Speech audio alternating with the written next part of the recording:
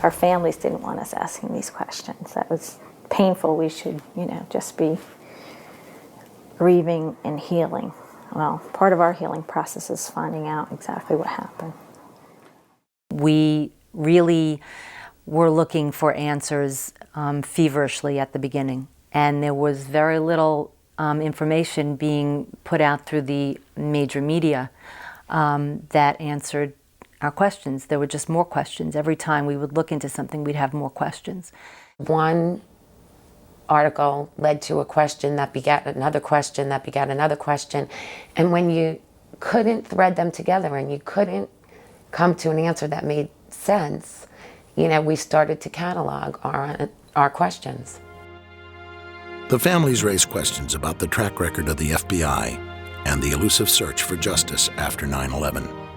I've directed the full resources of our intelligence and law enforcement communities to find those responsible and to bring them to justice.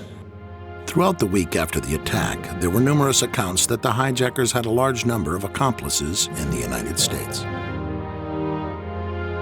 75 individuals who are currently detained, over 480 people arrested, nearly 1,000 individuals.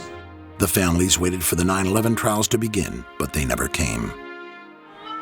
After the public spectacle of roundups, the Justice Department quietly let the suspects go, one by one. A year later, the families would learn that only 6 of the original detainees were still in custody, and none had been charged with any terrorist act. The FBI continuously was changing agents who were on the investigation. When you're trying to connect the dots, you need continuity.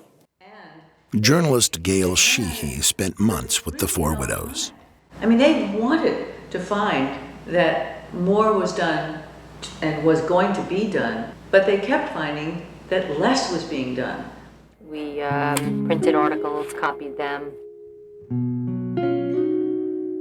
By November, it had become the sense among most 9/11 families that an independent investigation would be necessary to do what the Justice Department and the news media seemed unwilling to do. We felt that the country was at risk from terrorists and from incompetence, and maybe worse.